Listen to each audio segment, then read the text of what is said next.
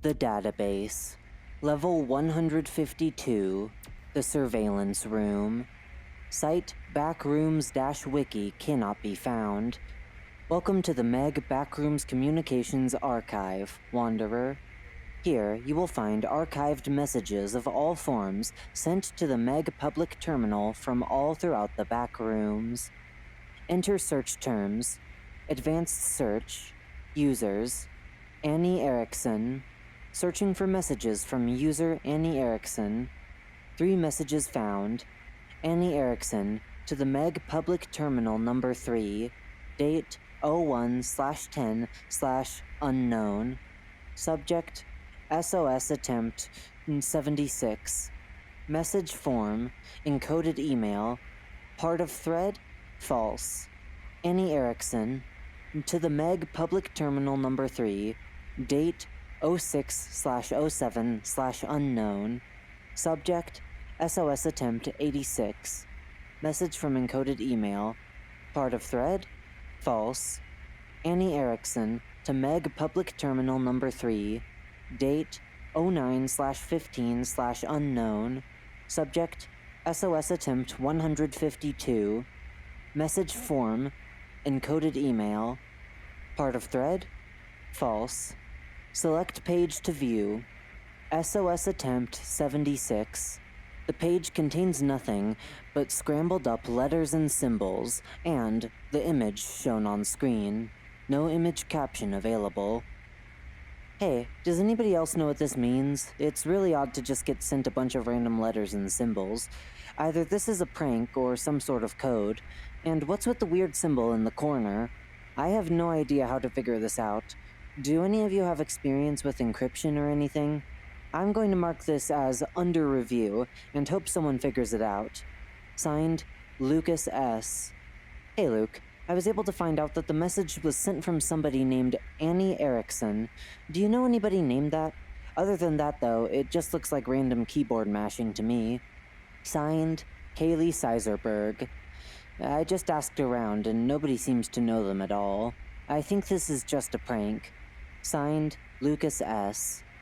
SOS attempt 86. The page is once again a random jumble of letters and symbols with the same image shown on screen at the end. Okay, this is the second message that's like this we've received so far. The last time this happened, nobody really did anything, so I still don't know what this is about. Regardless of whether it's a prank or not, it's kind of creepy. Any of you remember the last one? Any thoughts? Signed, Lucas S. Hello, Lucas. It's Mariana. I managed to decode the subject. It says SOS attempt 86. I am not sure if I got it right, though. I am really not experienced in this sort of thing. I do hope that's not what it means. 86 is a pretty high number. Signed, Mariana. Okay, it's been 2 weeks since I heard from you last. Are you working on this? Are you going to decipher this whole thing, or are we dropping it? I looked around for anybody who could help me, but I got told it's no big deal. I'm starting to get seriously creeped out, man. What if this is from a new level? Signed, Lucas S. Hello? It's Lucas. It's been a month. Are we going to try and decipher this or not? SOS attempt 152. The page is, once again, a random jumble of letters and symbols, followed by the same image shown on screen. Okay everyone, in the past few months I've tried to learn all I could about encryption, just to figure out what that damn message says. It seems like I'm the only one who gives a shit about this, but a new message came in through the terminal today, so I'll be taking a crack at decoding this. If I succeed, I'll let you know. If this is nonsense, I swear I'm going to break something. Signed, Lucas S. It worked! My decoder worked! Everyone, you need to see this. I told you that it wasn't just random letters. You better be grateful. I spent months of my life on this, so I expect some credit. Signed, Lucas S. Decode. From Annie Erickson to the Meg. Subject, SOS attempt 152. Date, sometime. Image caption. Picture of one of the surveillance piles. SOS attempt 152. By now, I'm so doubtful that any of these messages are even reaching the world outside that these messages have become more like diary entries for me. I'm sorry if anyone actually does find this somehow and has to deal with me ranting about mundane things about my personal life, but, it helps keep me awake and alive. There's really nothing else to do here but write these SOS attempts. I'm just so tired. So tired of looking at those damn screens. It's a fair game, I'll give Lion that. But has it ever been fun? No. Anyway, I guess I should copy and paste the description I wrote here again, just in case. Not that it'll ever be read. I was so proud of it when I first wrote it. SOS Attempt 1. I don't even know if I'm still in the Backrooms anymore. I'm sending this email in hopes that maybe the Meg, or really anyone who receives this, can send help as soon as possible. I lived in level 11, the Endless City, for as long as I can remember. It must have been years, but in all my years of living there, I had never seen those posters before today. They just started appearing all over the place, and some were even plastered multiple stories high where no human would ever put a poster. Life in level 11 can get boring sometimes, so of course I grabbed one. Believe it or not, it was an invitation to some sort of event. At first, I didn't think anything of it. It seemed rather childish, but I always loved escape rooms as a kid, and it looked like an advertisement for that sort of thing. I thought that maybe some of the other wanderers in level 11 thought of this little event for fun, maybe to break the monotony that all of us feel in some way or another. It's long gone now, but I remember the poster saying something about, quote, finding talented players to compete with the most esteemed guest, end quote, or something like that. I thought it was just roleplay or something. After all, there's no esteemed guests in level 11. At the very bottom, there was this weird array of symbols. Here's a recreation I did based on memory. It might be a little bit inaccurate. It told me to meet the other players in this one really odd building that was shaped like a star. When I got there was a crowd of at least 50 people. I was excited at first because life in level 11 had just been so boring until now. But this is not the kind of event I was expecting. This weird person got up in front of us. Well, I'm not entirely sure if they even were a person because they wore this strange mask. It was rectangular, and there was a thin, light blue strip down the middle that emitted this ghostly, eerie light. They wore a black suit, but all of their skin was covered, so I couldn't actually tell if they were a real person or an entity. Either way, they beckoned us forwards and introduced themselves as Line. Then we were transported to this hellish location. I'm not sure if this is a different level or a place outside the Backrooms entirely. It doesn't really matter at this point. I just went out. It's extremely cold. In fact, I'm typing as much as I possibly can and bloating this description out just to keep my fingers from freezing. The temperatures here are temperatures no human being could withstand for long. It's also so dark. It's almost pitch black here, and it's dusty and claustrophobic as hell. This place is a bunch of tight, narrow hallways, and the walls are impossibly tall.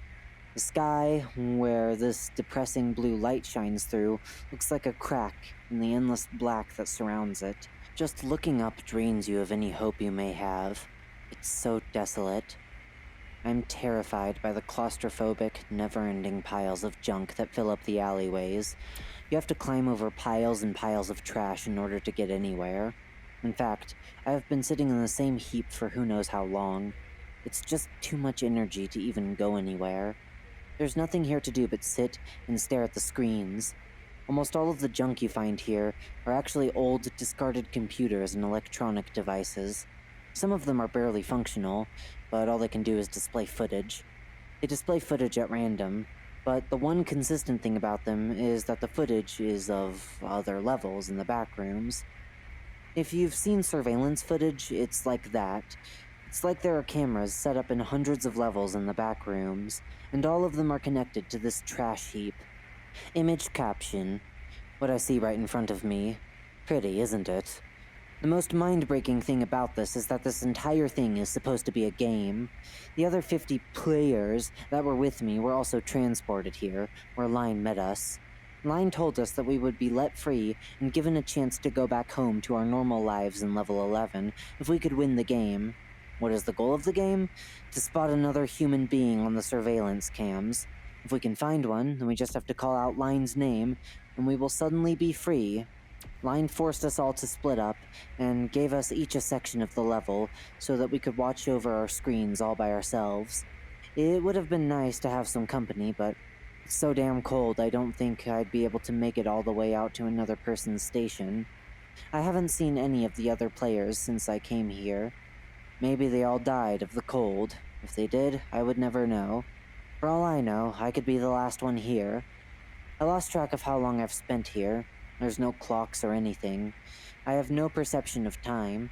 There are 4 functioning computers displaying the footage where I'm at, but not a single one has shown a human being. Perhaps all these levels are abandoned. I can feel Line's presence watching over me like a hawk. I can never see them, but I know that they're there. Somehow. All I ever do is sit and shiver and stare at a screen. Typing something like this is the only way I can even remember that I'm real. I have no idea what there is to watch, and yet, Line watches, not even caring about the condition I'm in. I've tried calling out to them, but there's no answer. Sometimes I scream just to hear a voice. What scares me is the fact that I'm not even sure I could recognize a human anymore. If one popped up on the surveillance screen, I'd probably think that they were an entity. It's been so long since I've seen myself, and I can't even look at my body because it's so dark all the time. I don't even remember what a human looks like. To top it all off, I haven't eaten or drank anything in what seems like years. It seems like I can't die of starvation or thirst, because if I could, I would have already. But the hunger and the thirst remain. It's endless agony, this limbo where I can't tell whether I'm dead or alive. I'm begging, anybody who reads this, please send a rescue team or catch the person who's behind all this. It's getting so hard to even think straight, and I'm losing my sense of self. Please, save me. Well, that's a wrap for my backstory. Things haven't gotten any better after this long. I'm on my 152nd attempt. I guess I should start counting days by each attempt. I'm starting to wonder if any of this is real. I can't remember the last time I saw Line. Did I get the details right?